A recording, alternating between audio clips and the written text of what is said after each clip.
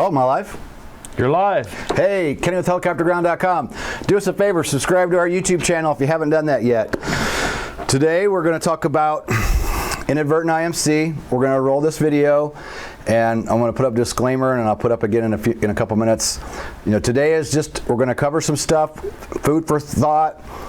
We're going to show you an accident that happened where these people lost their lives, and it's a horrible event, but we're going to share the video so that it can give you an idea of kind of happens, and we'll watch it and we'll talk about it a little bit. And then we've got a PowerPoint. We're going to go through some things. Our operations manager, Brian Rutledge, shared his training PowerPoint that he used with his flight officers that he puts them through every 6 months. And it's got some good stuff in it, and it's a pretty long presentation, so we're going to keep this at an hour today. We're going to keep it laid back because this is about just making you aware of what can happen and let you know what you can do to keep yourself out of this and hopefully never get into it. But in the event you did, what you can do to get out of it. So first let me say hi to everybody that's here. We have Sam, he logged in early before we were ready. Anyone there? Yep, we're here now. Bonnie Seymour, hi Kenny and Gary. Dean Seymour from Minnesota. Dean's the one that travels all the way, drives 10 hours out here to see us and do ground school and occasionally fly in the Instrom. So Sam's from Sellersburg, Indiana. Awesome. Right here in Indiana. That's cool. Jason Crowell, Central Florida. Jason, let's get the party started. All right, we are. Juanita, here she is again. Jenny, I met her at Heli Expo last year. It was an awesome. One of our first members. Bought first day, March 1st, 2012. She's still here. She's in SoCal. Look forward to seeing her next time I'm back out to California. Stan, Riverton, Utah, awesome. Brian Bay, Las Vegas, Nevada. Jason, has it started yet? I can't see anything. I don't know how old that comment is. Nobody else is saying anything about whether they can see us or not, so let us know in the YouTube chat if you can see us and hear us okay. Nobody else has mentioned anything yet. Jason, thanks Sam. John, John Fuller, Tampa, checking in. Greg Crump, Cincinnati, Ohio. Xavier Gomez, what's up? Pensacola here, nice. Rick again from Vegas, down there flying with Taz.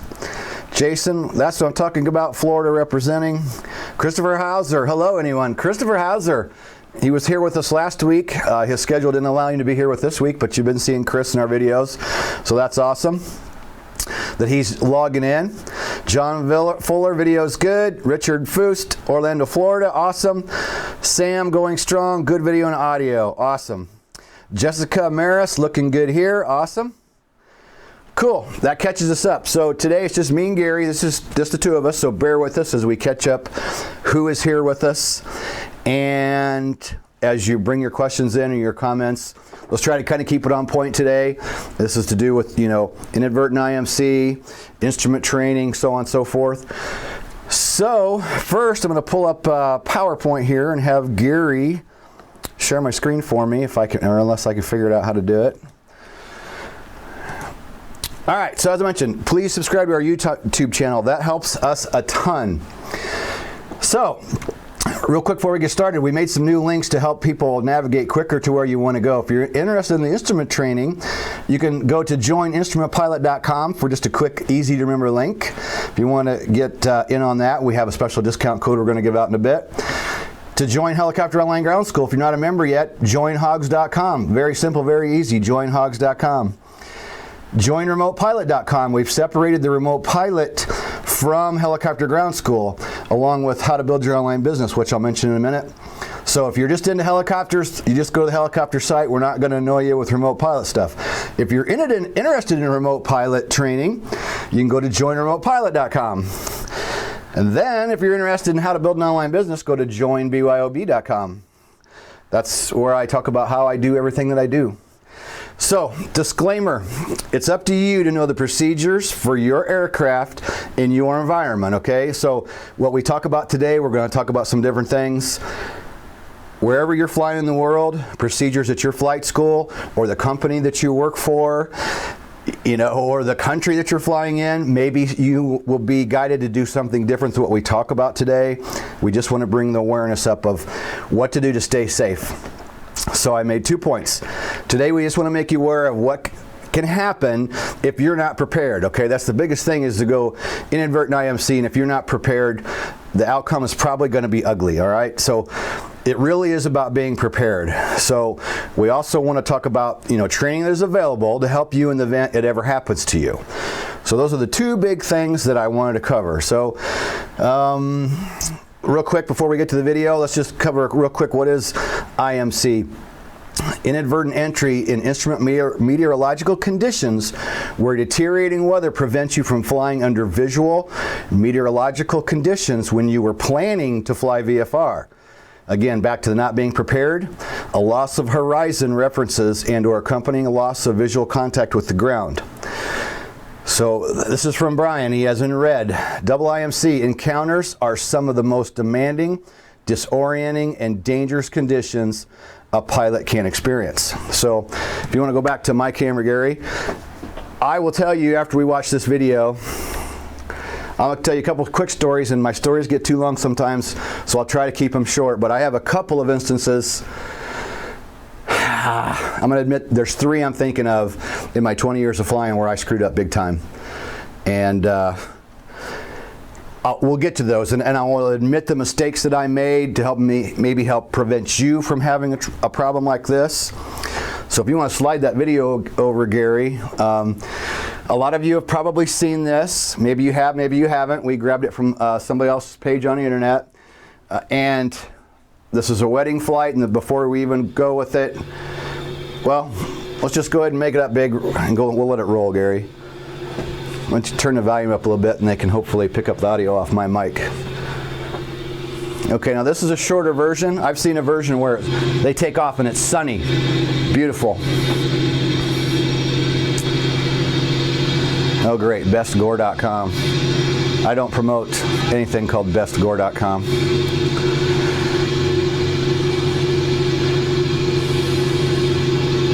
At this point, you can tell that they're worried, they're concerned, they're wondering what's going on. Okay, this is going bad already. I meant to play the video where it started out with the sun shining, but here he is in IMC. He had opportunities prior to this where he could have landed. When he first started getting into it, you could see green on the ground.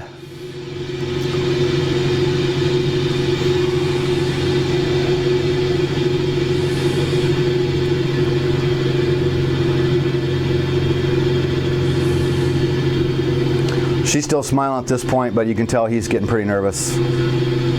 He knows something's up. You can see he's cringing in there. Changes in the engine sounding, rotor system sounds changing.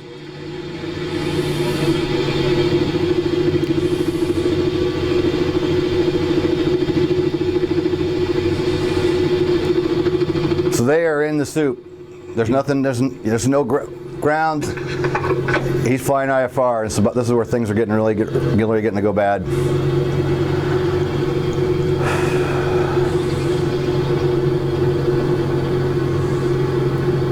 Again, ignore that going up the screen there.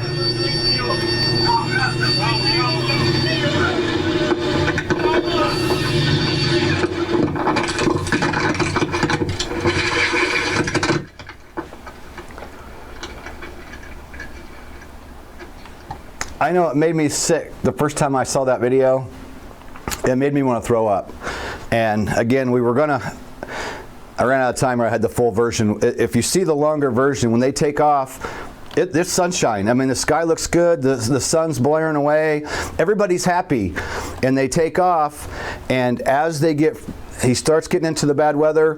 For a while, you can see the clouds, above. Then you can see him in front of him. He starts kind of skimming through it. But you can see out the windows that there's still green on the ground. So there was opportunities as he started getting into the soup where he could have put it on the ground. Now, I don't know other than I know it's a wedding flight. I'm assuming the pilot wanted to get there, because who doesn't? Especially when you're taking a bride and a groom to their wedding. You want to get them there.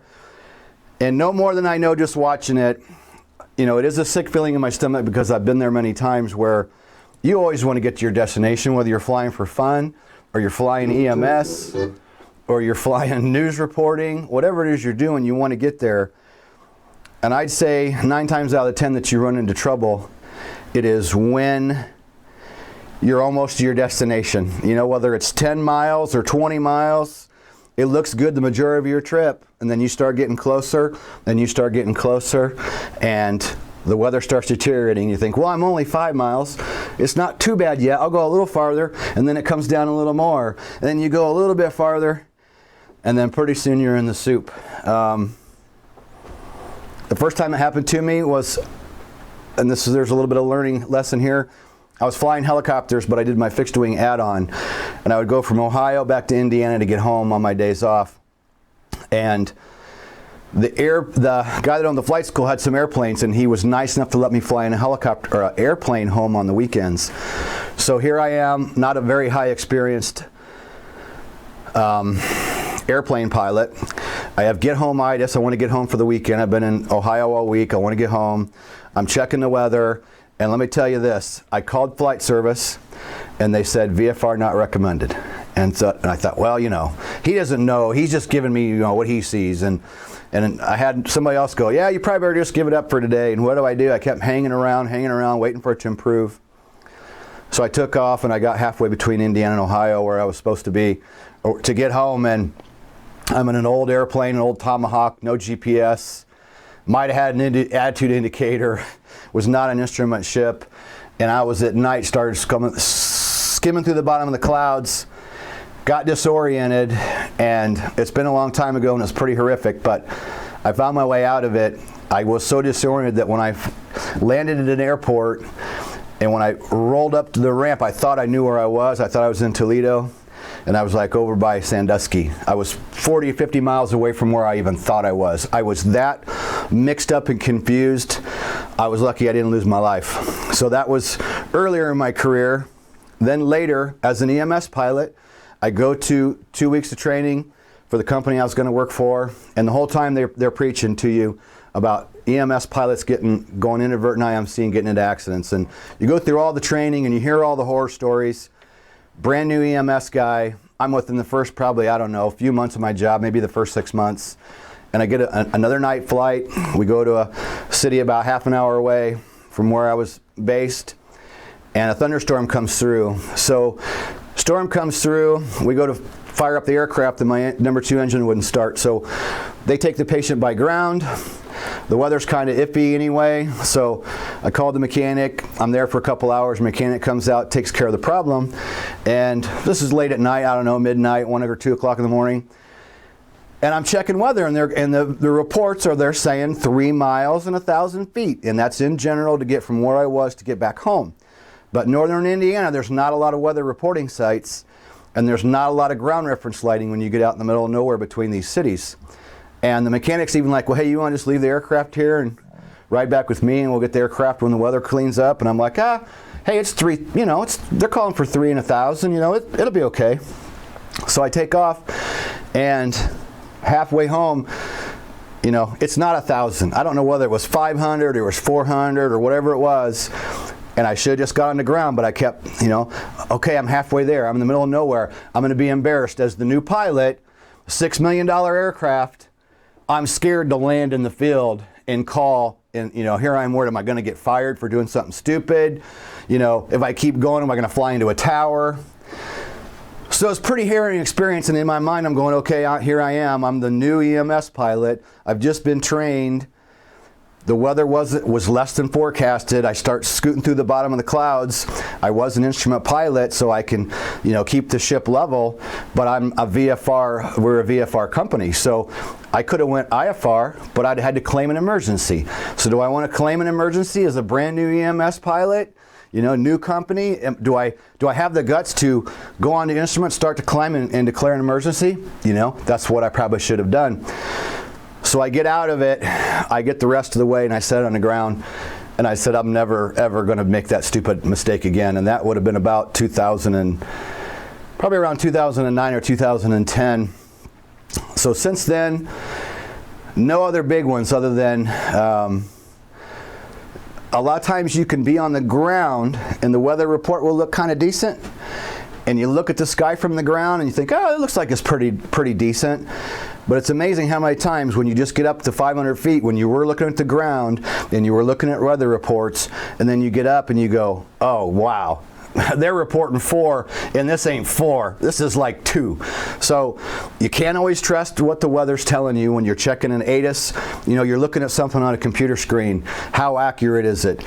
And how much is the weather going to change between point A and point B? So I'll take a little break here. You got anything you want to add, Gary, while I check YouTube comments, or anything you want to add or say? Were you going to talk about Brian's recommendation for handling IMC, the procedures? Yeah, it's in the PowerPoint. Gotcha, We'll kind of cover those as we go through it. I did find the what not to do short little video of the panicked VFR pilot. Okay. When you decide to roll that. Okay. Well, maybe we'll roll that after. Let's check up on comments here. Okay. And thanks everybody that's here. Subscribe to our channel if you haven't done that yet. Juanita, no video, no audio. Let me back up even farther. Jason got it on my iPhone. Christopher Hauser finally got it. Indiana here. Elevate Helicopter Services. How's it from SA? Fishing host Neil McGee looks like, watching all the way from Ireland. Keep up the good work. Awesome, all the way from Ireland. Jessica Maris, greeting from Colorado. I think I mentioned her already. Yep. And let's go back down this way. Adam here, normally tune in from Middle Georgia State University, but home in Charleston, South Carolina this week. Awesome. Harley here. Harley's here every week. Robinson again. Report says they were on approach when it hit trees. Referring to the video, I'm not surprised. They were probably, without even knowing or reading it, I just assumed they were probably almost there. I was going to post the report on Facebook page and then ran across the news of the Bell 407 Sunday that went down in Arkansas. I haven't read anything on that. It gives me goosebumps. Every time I see another EMS helicopter crashed, you know, it's upsetting every time I hear it, because I lived that life for 5 years. I know why it's happened.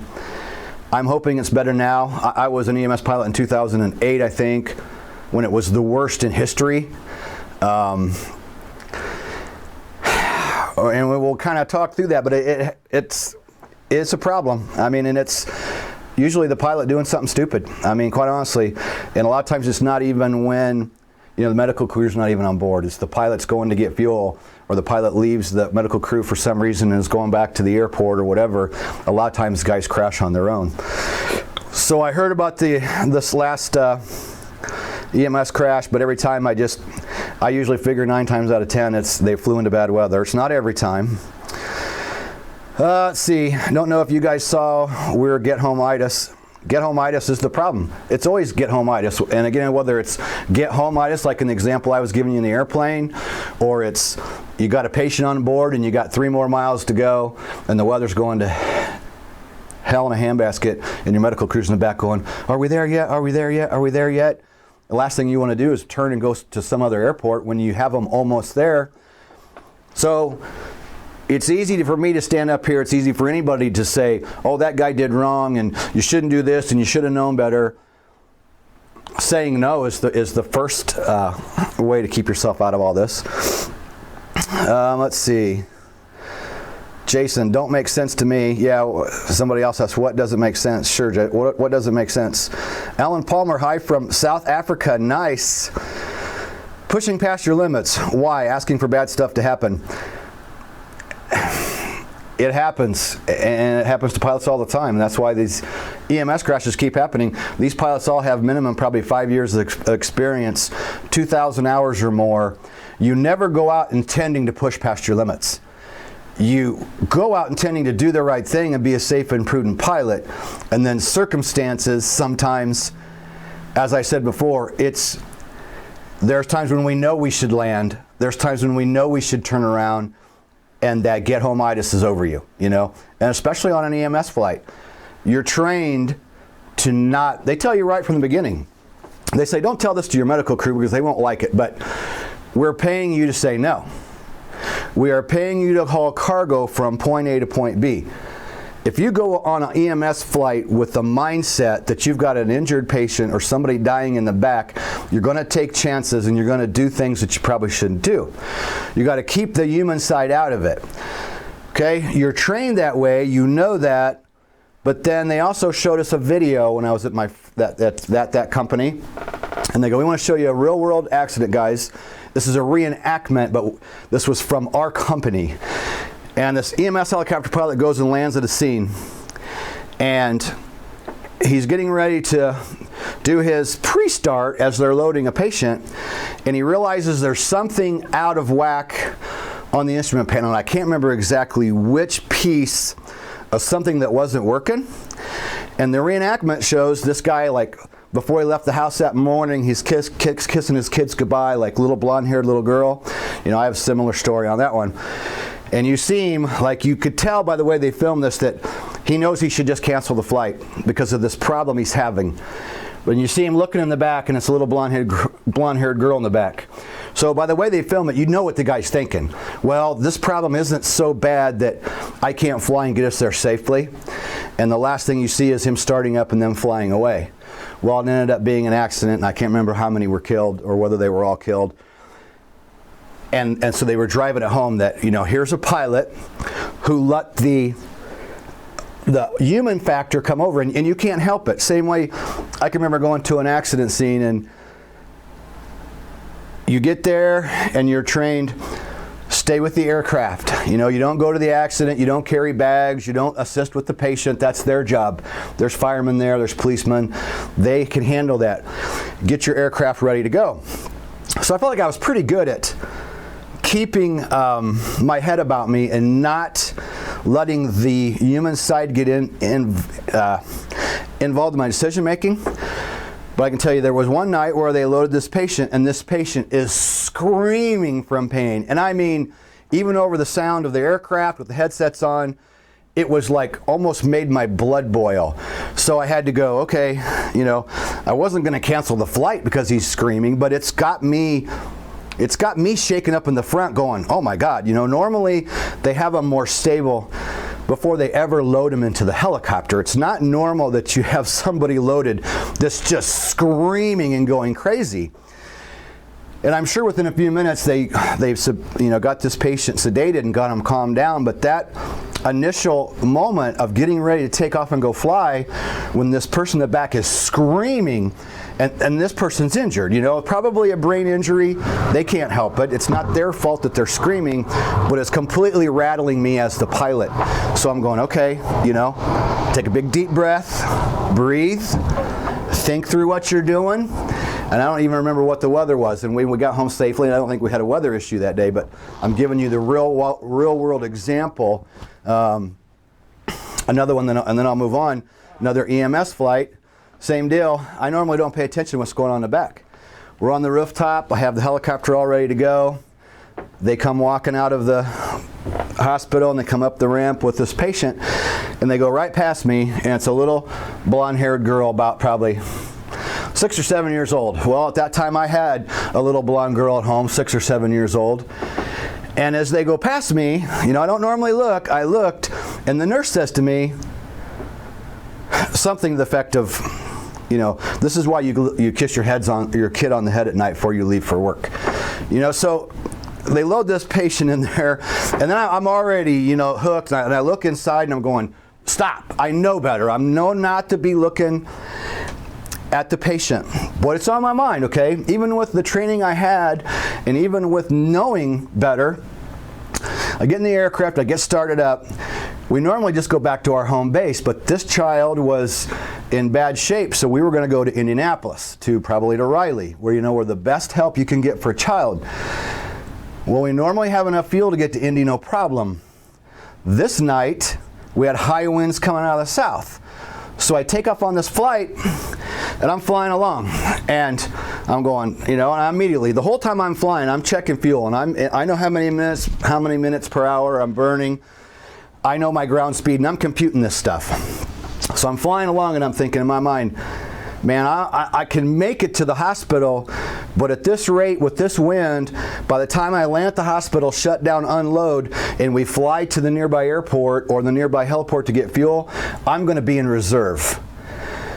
Okay, so, you know, in your mind, what are you going to do? Are you going to fly to go get your reserve illegally because you have a small child in the back? So I'm computing in my mind, okay? In 5 years, I never stopped for fuel with a patient on board, ever. It's not most generally done. So I'm flying down there, I'm computing in my head, and I'm going, I think I'm going to need to get fuel in order to do this legally. And about that time, the nurse says, "Hey, Kenny, I know I'm not supposed to say this, but could you hurry up? This child's circling the drain." Okay, she's trained as a nurse. You never ask the pilot to speed up. You never ask the pilot to hurry. We were trained, we fly at 120 knots. And they're like, you fly at 120 knots, guys. That's it. So, and she's a good friend of mine, and she's a good friend of mine to this day. But she knew better not to ask me that. So in my mind, I'm going, oh, great. You know, I'm already trying to decide, am I going to hop over to get fuel down in my reserves and do that illegally? What if, what if I go to land at the airport or the hospital and there's another helicopter there, or some other problem that makes me fly a couple extra minutes? So I know where I can stop at the local Air Force Reserve Base. I know they have a call out 24 hours, so I have our dispatch call ahead and said, can you have somebody available in like 15 minutes to do a refuel? I didn't even ask for hot refuel because we didn't do hot refuels with this company, even in EMS. So I made the choice. I said, sorry guys, we gotta stop for fuel. Of course they didn't say anything, or if they did, I just ignored it. But here I am being pressured, and I'm putting no pressure on myself. Little child in the back, they're going, hey, can you hurry up? We know we can't say that, but this child's in bad shape. So it took us about 12 minutes. I landed, we stopped, we got fuel. I got just enough to get us there, have our reserve, and get to where we were going. But right there's an example how a pilot puts himself into trouble. I did everything right. We had the normal amount of fuel. Only thing is I didn't account for the wind that night, but I would have had to take in more fuel on before I left.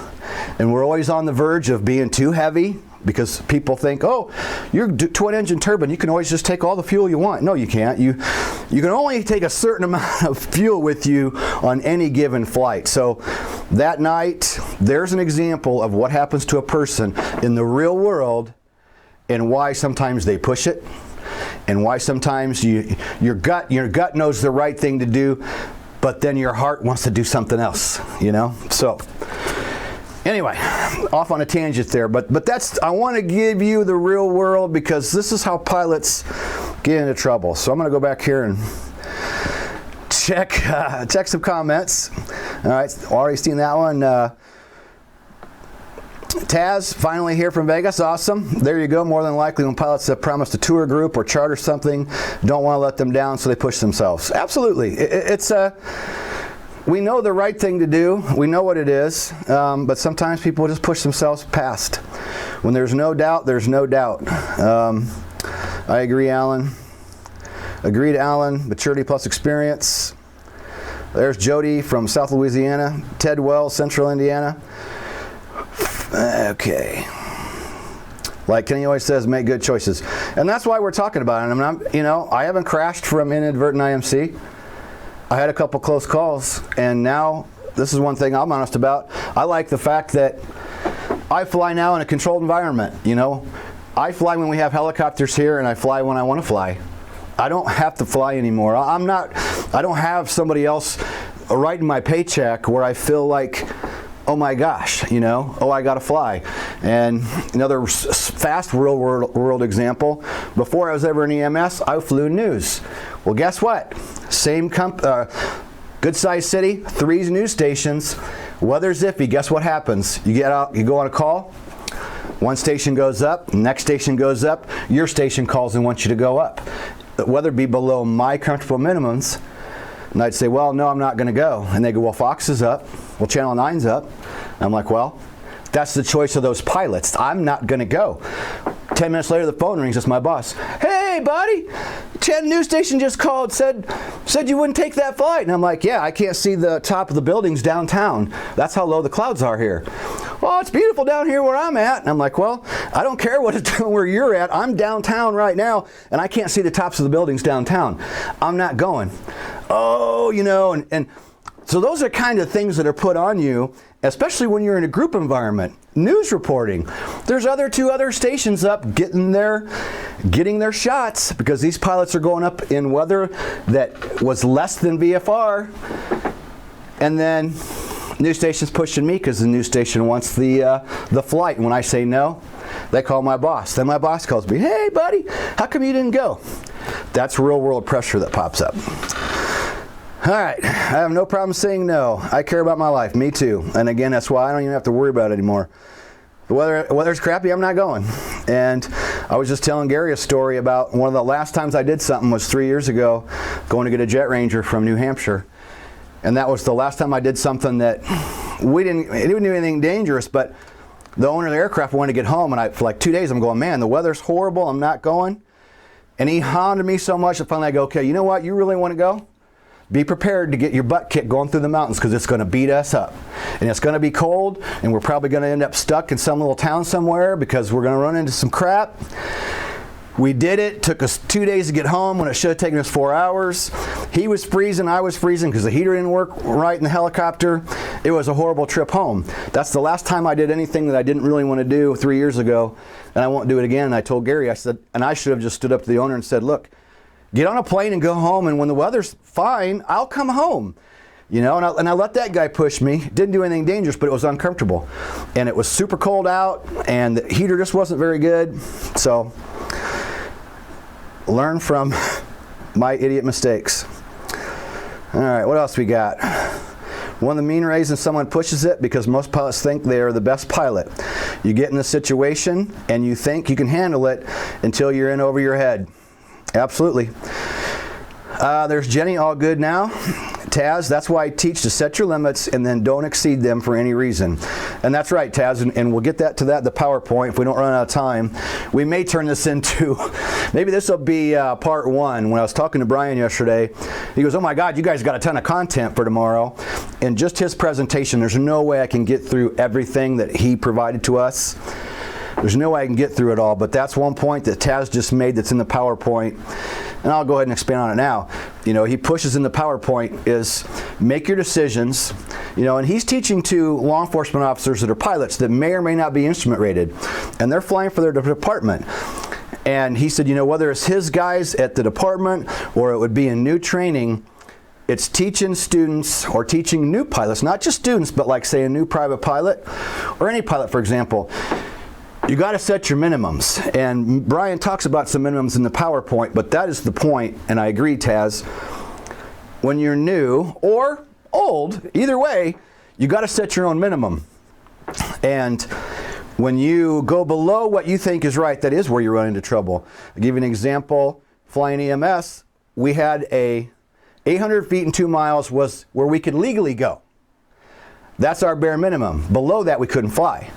And they told us, they said, guys, just because it's 802, that doesn't mean you can go. That's your minimum. If you're out and it's getting close to that minimum, you should be turning around and going home. So I made my EMS minimums standard VFR. I made it 3 miles and I made it 1,000 feet. The other pilots, you know, military guys, been flying forever. 802, I'm going. And away they go. That's great. That's their choice. But then I'm questioned, well, it was 3 miles and 1,000 feet. It was basic VFR. Why didn't you go? And I said, because you know what? I want at least basic VFR or I'm not going. And I stuck to that. Even as an EMS pilot, I stuck to 3 miles and 1,000 feet. I was originally training a guy from he's out in West Virginia, and he was working towards his private. And I asked him this question online. We were doing some one-on-one stuff, and I said, well, what's your personal minimums? And he's like, oh, I don't know, 802? And I'm like, 802, are you serious? And he's like, yeah. I go, you're a student pilot getting ready to be a private pilot, and your minimums are 802. And he goes, yeah, I've been around helicopters a long time. I don't think there's anything wrong with that. And I'm going, student pilot getting ready to be a new private pilot, 802 is not enough. 2 miles is, when you go up and you got 2 miles of visibility, 2 miles ain't crap. I mean, and if it's reporting to, it might be a mile. So, you know, as a new pilot, your minimums probably ought to be more like above marginal. You know, marginal VFR is what, 3 to 5, what is it, 3,000 to 5,000 and 3 to 5 miles, is that right? I shouldn't be spelling that before I know it, but you know, as a new pilot, you probably shouldn't even fly in marginal. You should probably be above that. All right, off on my tangents here. Let me go back and see what else we got. All right, so that was good from Taz. Yep, elaborate on that. That's why I teach don't exceed them for any reason. Yep. Taz, have you seen that movie with Tom Cruise and Val Kilmer? All right, whatever, that's kind of off topic.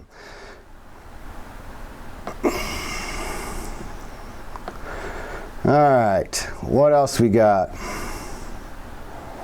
Don't have anything else real relevant there. I think we've made a comment for everybody that's been in here. Oh, wait, here we go. Make your minimums on the ground on a sunny day. The time to update your personal minimums is not while airborne in the soup. Absolutely, Taz. Perfect advice. Here we go from John, marginal VFR, 1,000 to 3,000 and 3 to 5 miles. There you go. So as a new pilot, you might want to be above 3 and above 5. Taz, again, as the saying goes, there are old pilots and there are bold pilots. There are no old, bold pilots. Absolutely no reason to push the weather. Exactly. Exactly. All right. I'll get ready to go back to PowerPoint. I think I've got everybody caught up there. Anything you want to, Jacob? I like Taz. Taz is awesome. Taz performs in our instrument pilot training videos. So if you're not a part of our instrument training program as of yet, you might want to take advantage of that. We do have a discount. Let's go ahead and mention that before I go back to the PowerPoint. Gary created this yesterday, so you can thank Chief Pilot Gary Cleveland for this one. And Gary created a code that is, if I remember correctly, IMC 20 OFF. IMC 20 off for instrument meteorological conditions. Now, we've had a discount before on the yearly and the unlimited, but on this one, you can use it for the first month off the monthly as well. So 20% off the Instrument Ground School, and you can use joininstrumentpilot.com. Underneath this video, no matter where you're watching, whether you're watching on YouTube, you're watching Inside Ground School, or you're watching on the actual link from the email that we put out, that link is below the video. Either that one, or it might say instrumentpilot.com or whatever, but there's a link below. You can take advantage of our instrument training, and we highly suggest you do that, because I can tell you this, when I looked at it this morning, I hadn't told Gary this, but I looked at it, I'm like, that's all we're charging for those?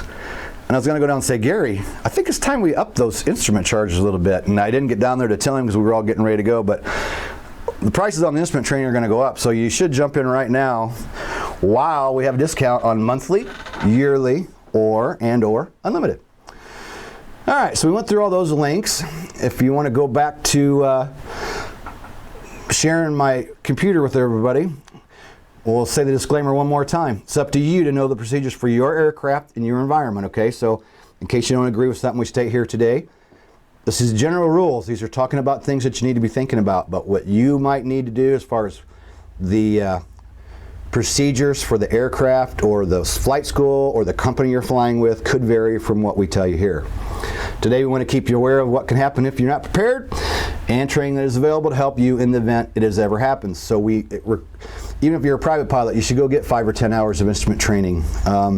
Join our instrument ground school, work towards your rating. So I believe we covered that. What is IMC? So we're going to go through this. What time is it, Gary? So I know when I can start trying to... You got about 20 minutes left. Is it like 11:40? 1:40. Wow, holy cow. Well, let's go through some of this, and we'll start trying to wrap it up here a little bit. And I just went and changed the size of my screen. Why would I do that? There we go. We'll go through some of this stuff. IFR flight allows for pre-planning and setup of avionics and radios. Planned IFR flight is conducted in IFR certified aircraft. Planned flight into instrument conditions does not carry surprise or shock that IMC flight does. Planned IFR flight is getting happy on my buttons here. Planned IFR flight conducted is an IFR ATC system, and during planned IFR flight, entry into IMC is usually done with the wings level on a climb. Okay, so if you're an instrument rated pilot, that's how it happens. You're prepared, you're ready to go. So, some ways to avoid IMC, and this is good for everybody. Whoops. Man, I'm crazy on these buttons. Get my hand off the button. Obtain a good weather briefing forecast for your flight. Okay, this is probably the biggest. This is what we were talking about yesterday, and when we decided to do this today, we thought, you know what, this is perfect timing. Or actually, I brought it up, and Brian says, yeah, you guys should do that. You know, in Indiana, this is time for us for the weather to go to crap. It's been nice all summer, it's been nice all fall, but just in the last week, we've started getting those rainy, overcast days, low visibility. And that's kind of what Gary and I were talking about with Brian yesterday. The biggest thing is doing a good weather briefing and knowing what the weather you have before you ever leave. You know, you should be looking at the night before. And if you have our pre-flight magnet, refrigerator magnet checklist, it's right on there. You should be checking the weather before you ever leave the house. So avoid flight and marginal VFR, which we just mentioned a little bit ago. That's always a good idea, especially for a newer pilot. Check weather ahead of your route and use ATC. Used planned en route decision points when to turn around. And this is one that Brian brought up yesterday. And I agree with it. You know, if you should be making good decisions to start with. But let's say you think that the weather's going to be pretty decent and you're going to be able to make it safely. You should be planning on what if we have weather that's lower than forecasted, because that happens. I can tell you that happens a lot. In 20 years, the more I learn about weather, the more I don't know about weather. I can tell you a forecast is a forecast is a forecast. That's all it is. It's telling you what the weather might be doing. Here in Indiana, the actual weather could be so far from, the forecasted weather can be so far from what the real weather is that it's not even funny. And I can also tell you, again, I mentioned earlier, weather reporting sites, because it says it's 3 miles and 5,000, don't be surprised when you get close to that area and it's not anywhere near 3 miles and 5,000. And I can't tell you why that would happen, but very common, very, very common that the weather forecast is lower than what they discussed. So let's get through a little more of the stuff that Brian said he thought we should point out today. Again, happy trigger finger. Let's go back. Recognize signs, deteriorating weather, obscured hills, fog, visual precipitation, and the need to descend below your planned altitude. Assess the situation, and if signs back up the warnings, decide to land or turn around before you go IMC. So yes, if you're a VFR pilot, avoiding this at all costs and never ever getting into it is what we hope for you. We don't ever want you to get into it, period. All right. We're going to save this for another day because we need to update some of the training inside the HOG sites. So we're going to skip over this because we could spend another half hour on all this. Spatial disorientation. Whenever there's a conflict between the information relayed by your eyes and the information relayed by your body, especially your vestibular system, spatial disorientation results. So what I want to say there is, and we were discussing with Brian yesterday, I was talking with Brian, he's out in California, we're here, and Gary's listening in, so we're kind of having a group conversation. And that's the other thing Brian pointed out that he wanted me to mention today, and it's true. You could get into spatial disorientation that's not IMC. You could get into that without even being IMC on a night where it's close to it. Maybe you're out bebopping around and the weather's kind of low and you don't have good ground lighting.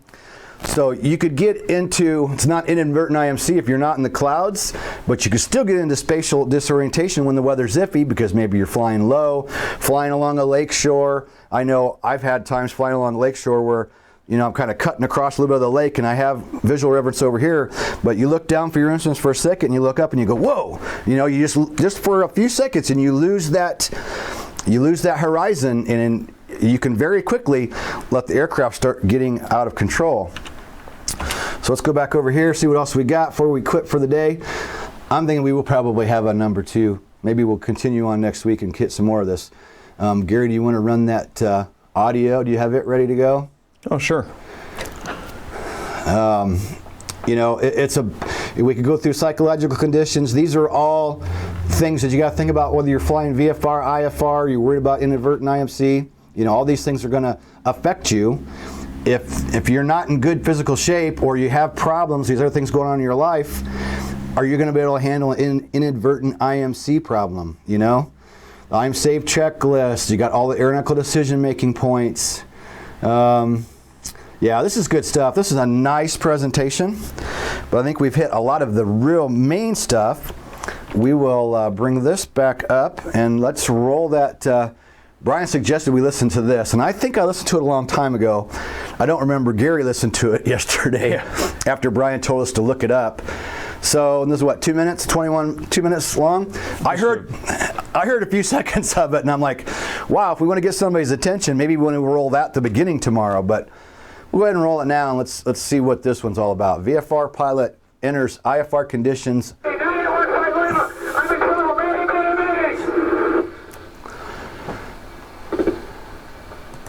November 915 link, what I tell you, go ahead. I have no idea where I'm going. I'm in a class, baby! 915, let me say last known position. I have no idea, baby! I'm going to class! 915, let me say altitude. I'm rolling! Oh my God!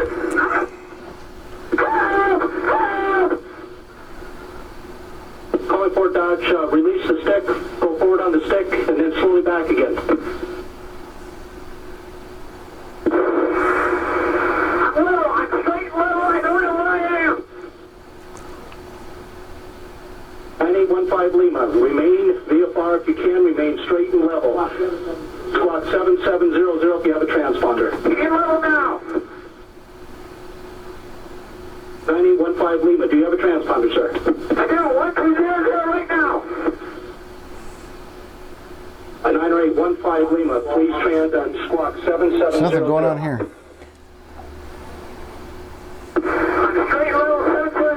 In my opinion, it's a training video to teach you how panic is not the thing to do. They've just taken the audio and put it to this, you think? I believe it's a reenactment.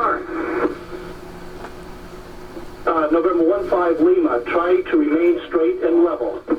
Straight level right now.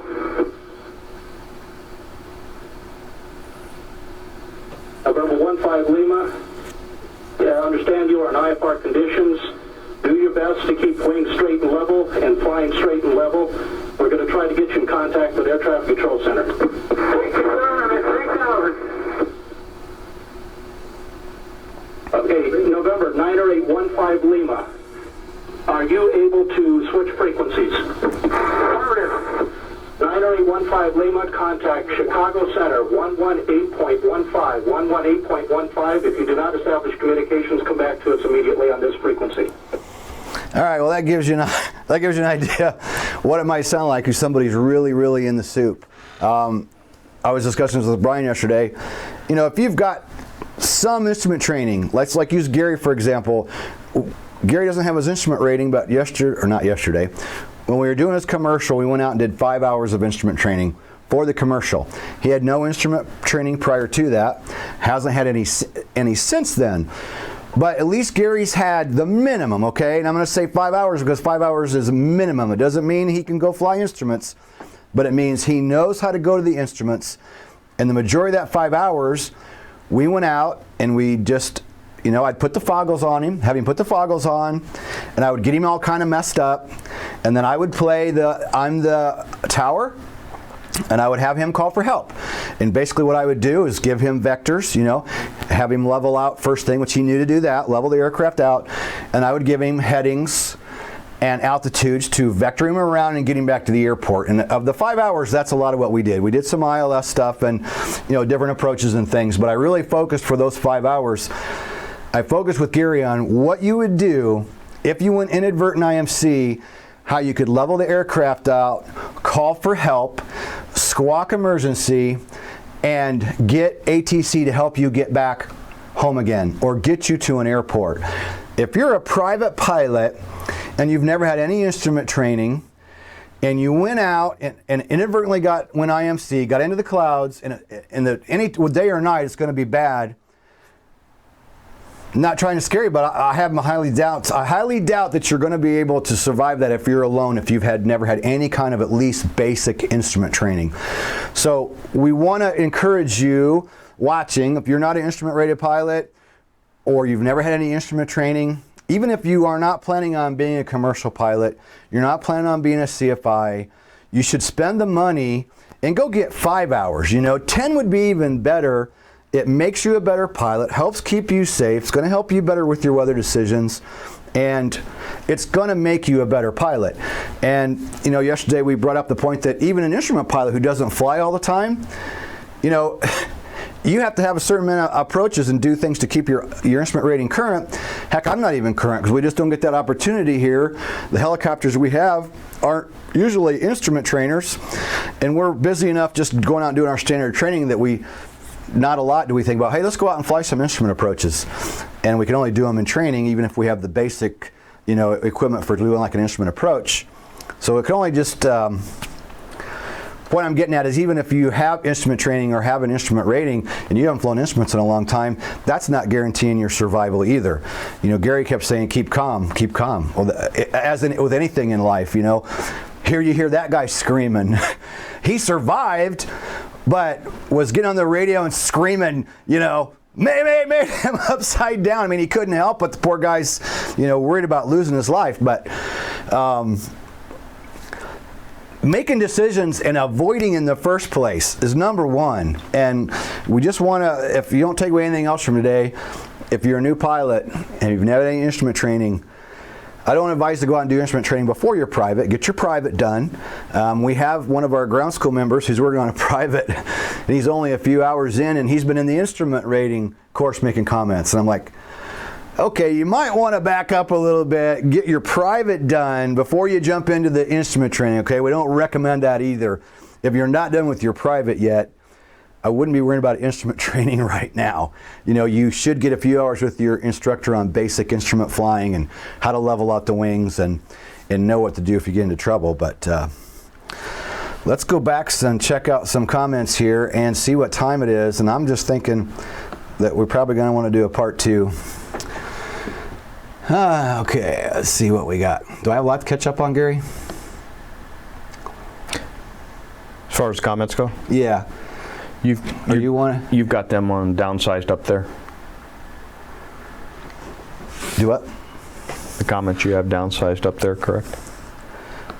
I'm just kind of looking to see where I was at. Do you know, was there many from when I left off? Let me back up here. Okay, greetings from Germany, BK-117 dude. That's cool. I flew BK-117 for 2.5 years. That helicopter is the heavy-duty truck of helicopters. I love that aircraft. I know they're old now and people are phasing them out, but BK-117, what a cool helicopter. Greeting from Germany, great channel, great content. Jason, that's what I'm getting ready to do, OH58. Taz, make your minimums.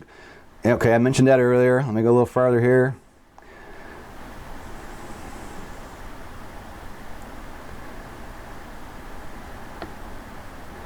What time you got, Gary? It's time to start rolling things up.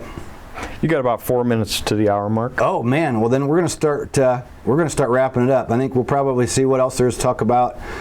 Go over any other questions that we may not get to, so we can get answers back to people. But I think what we left was the step-by-step procedures for if it happens. Right. I wouldn't want you to ever try to learn just today from what happens. You need to go out and do it. But if you ever got into it, you're going to need to keep the wings level, and you may have one of two choices. It's going to be climb, call for help. You may be able to do a 180 turn and get out of it, but we caution pilots to, you know, there's talk in the industry that you can get into trouble doing the 180 turn if you try to make it too fast and you're not comfortable and ready for it, that you may be a better option to start to climb and call for help. So depending on where you're at, descending, trying to descend out of the clouds is not most likely the answer. It's going to be either climb, squawk 7700, get on ATC, call for help, start calling for help on an emergency frequency. If you are comfortable enough to make a 180 turn, first thing is to get the wings level, get everything under control, and then start a 180 turn to get out of it. But again, I wouldn't want that just to be, you know, I wouldn't want that to be what you're going off of. You need to get out and do some training. All right, well, let's see. We want to back up and go. I just can't believe how much I rattled for an hour, and boom, just we're almost done. So we're going to wrap it up so everybody can get moving on with their time. I want to go over again, you know, Get our instrument course. Special offer, 20% off. It is IMC 20OFF. Correct, Gary? That's it. It's 20% off for either the first month of the monthly subscription or a yearly membership or an unlimited membership. That link is below the video. Depending on no matter where you're at, wherever you're watching this video, the link is nearby. We encourage you to do that. Please like, share, comment on this video. Let us know how it went, what else you'd like to see. We'll kind of plan on maybe part 2 for next week, along with maybe something else. So let's plan on signing off. Got anything you want to add before we go? No, it's all good stuff. Don't get yourself in IMC, and if it does, don't panic. Yeah, avoid it at all costs. Don't panic, and probably the best thing is to start an easy climb and call for help, because unless you're not in range where, if you're too low to get someone, Gary learned just in that 5 hours of training, by the time we were done, he was pretty comfortable that if he went out, he knows better than to get into it to start with, but if he did get into it, he knows to dial in the local approach. He knows to keep it level, start a climb, and call him. And it would be admit. Don't just call up approach and go, oh, I'm not sure where I'm at. Can you give me some help? No, you would need to claim an emergency. Don't worry about FAA reports later and who's going to be mad at you, and is the tower going to be pissed, or is approach going to be mad? It's about saving your life. So getting on, calling for help, would be the immediate relief, because as long as you can fly by reference to the aircraft, they can guide you. They can give you the altitudes, they can give you the headings, and they can get you back to an airport so that you can get on the ground safely. So avoid it at all costs. Don't get into it.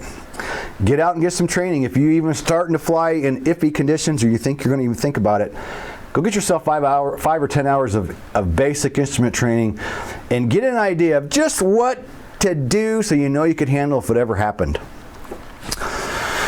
All right, well, I'm ready for a break. Wow, I went on like crazy, but I'm kind of passionate about that one.